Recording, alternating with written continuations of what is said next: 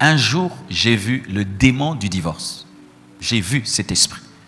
J'ai vu un esprit tout noir, hideux, qui rampait dans le noir. Il était tellement noir que dans le noir, il se fondait au noir. Tu ne pouvais pas savoir qu'il était là, tellement qu'il était aussi noir que le noir. Et il avait un œil. Et il rampait. Et qu'est-ce qu'il faisait? Il attaquait les couples. Sa stratégie, il n'attaquait jamais l'homme et la femme au même moment. Non. Et Dieu me disait, le 3/4 des couples sont des hypocrites. Les 3/4 des couples sont des zombies, des morts vivants. Il est là, il supporte sa femme, il supporte son mari. L'amour, le premier amour n'est plus. Ils ont peur d'aller en enfer. C'est pourquoi ils sont ensemble. Mais si un verset biblique est donné, aujourd'hui, Apocalypse 40, verset 12, celui qui est fatigué de son conjoint peut divorcer, mais va au ciel. Il y aura des cultes de louange et d'adoration dans le monde entier. Les bonnes femmes. C'est pourquoi moi, tu ne peux pas être la femme, l'amie de ma femme sans ma permission. Jamais. Une femme qui ne respecte pas son mari ne peut pas être l'amie de ma femme. Jamais. Jamais, donc des jamais. C'est pourquoi quand tu es conscient, pas par hypocrisie, que vraiment tu as un couple merveilleux, toi et ta femme, vous vous entendez bien, et les enfants, protégez cela, c'est un miracle. C'est un miracle. Au XXIe siècle, tu aimes ta femme t'aime. Ta femme est soumise, tu es fidèle. Tes enfants sont soumis. Aujourd'hui, c'est un miracle. Et quand tu as un miracle pareil, tu vois, protège ça comme un diamant dans un coffre-fort.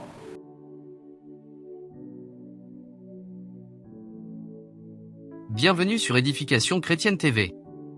Aujourd'hui, Pasteur Marcelo va nous parler de la révélation claire et nette que le Seigneur lui a fait voir, sur la puissance des ténèbres qui est derrière la destruction des couples dans le monde entier. Et surtout la stratégie à utiliser pour combattre ce démon. Regarde cette vidéo jusqu'à la fin si tu penses te marier un jour, car que tu le veuilles ou non, ce démon va attaquer ton couple, parce que ce démon est contre tout mariage. Sans tarder, on commence. N'oublie pas de liker si tu trouves la vidéo édifiante.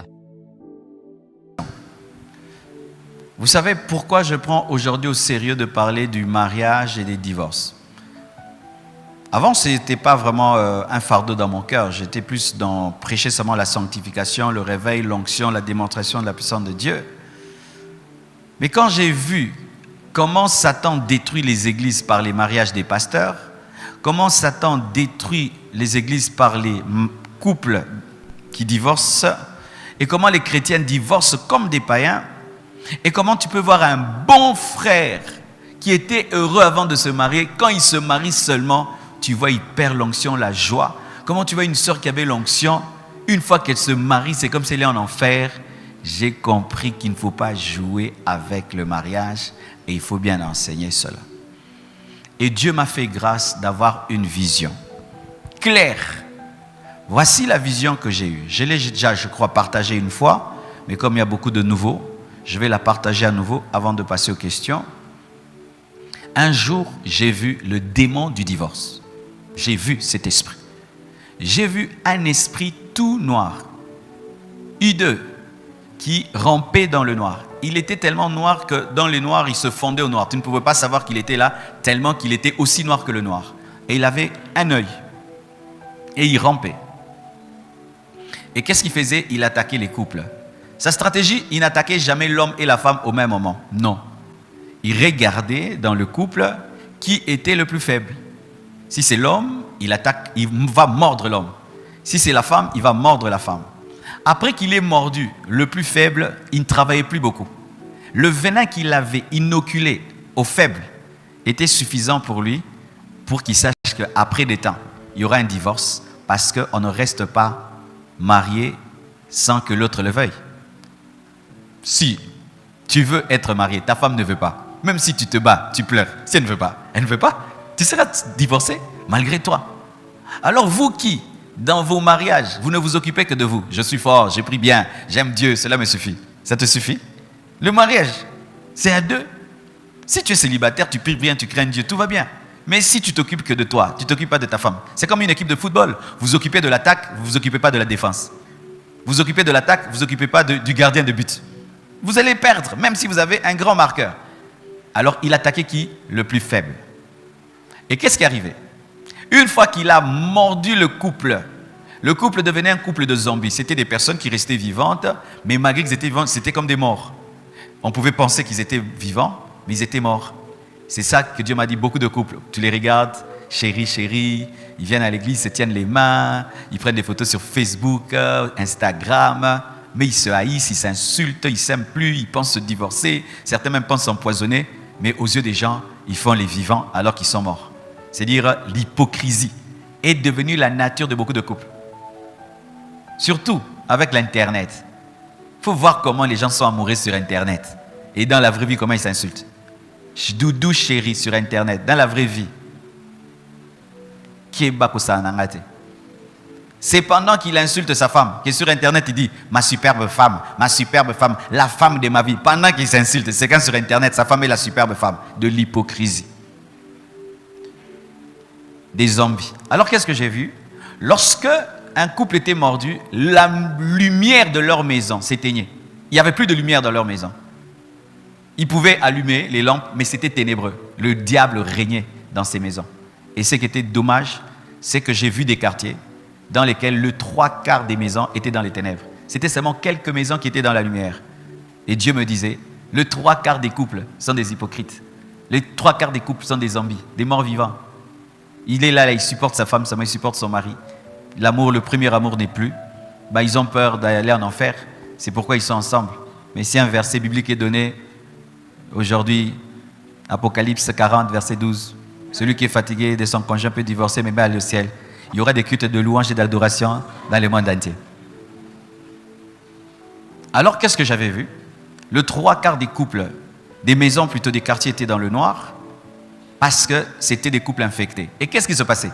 Les couples infectés, qui avaient des maisons dans le noir, allaient attaquer les maisons qui étaient dans la lumière, comme dans les films des zombies. Et c'est ce qui arrive. Quand un couple est malade, une femme voit son mari ne l'aime pas, la maltraite, par jalousie, elle voudrait aussi détruire le couple de l'autre. Toi aussi, tu es trop soumise, toi. Toi, ton mari te parle, tu ne réponds pas. Et d'autres, s'il a un homme, il a détruit son couple. Toi aussi. Tu dis tout à ta femme te dit de rentrer à la maison, tu rentres. Ça, c'est quel genre? Tu vois, les mauvais maris travaillent à détruire les bons maris. Les mauvaises femmes travaillent à détruire les bonnes femmes. C'est pourquoi moi, tu ne peux pas être l'amie de ma femme sans ma permission. Jamais. Une femme qui ne respecte pas son mari ne peut pas être l'amie de ma femme. Jamais. Jamais, donc des jamais. Je te vois comment tu parles à ton mari, tu réponds à ton mari. Tu veux être la femme l'amie de Blanche. Quand? Pour qu'elle t'imite et qu'elle me fasse ça.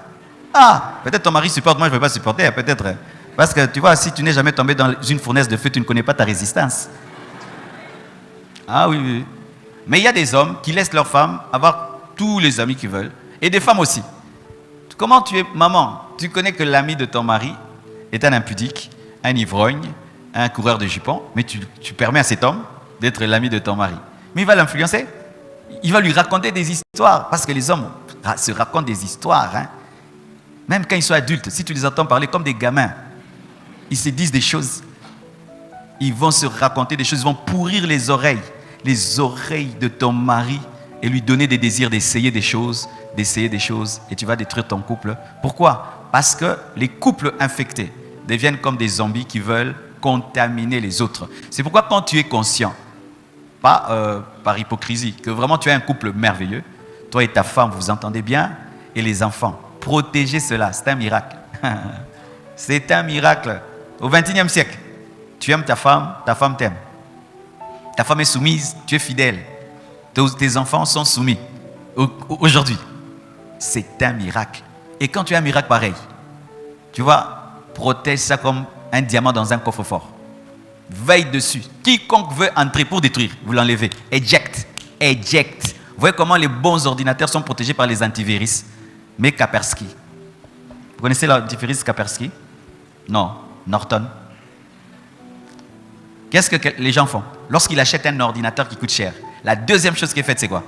L'antivirus. Lorsque tu achètes un bon téléphone, la première chose que tu fais, quoi? L'anticasse. Quand tu as un bon couple, mets l'anticasse. Amen, hein? Mets l'anticasse. C'est pourquoi nous, ce n'est pas tout le monde qui nous fréquente. Ce n'est pas tout le monde qui nous influence. Ce n'est pas tout le monde que nous écoutons. Ce n'est pas tout le monde qui nous conseille dans le mariage. Ce n'est pas tout le monde qui nous conseille dans le ministère. Les gens qui nous parlent avec autorité sont à compter du bout des doigts. Pourquoi? Parce que plusieurs qui ont détruit leur vie veulent détruire la vie des autres. Mais vous, dans votre couple, c'est 20 personnes qui vous conseillent. Vous voyez, un couple conseillé par 20 personnes. Mais vous êtes déjà en danger. Un couple influencé par 30 personnes. Non, mais c'est déjà fini. Vous êtes détruits. Alors, comment les couples arrivaient à vaincre cet esprit? J'avais vu ceci. Lorsque cet esprit attaquait les couples qui se tenaient les mains et l'attaquaient, s'opposaient à lui, ces couples dominaient. Mais les couples où on combattait seul étaient vaincus. C'était chaque fois que l'homme tenait les mains de sa femme ou la femme les mains de son mari et s'opposait à cet esprit, que cet esprit s'en allait. Cet esprit qui vous divise, vous affaiblit pour vous détruire. On a la victoire sur le divorce ensemble, pas seul.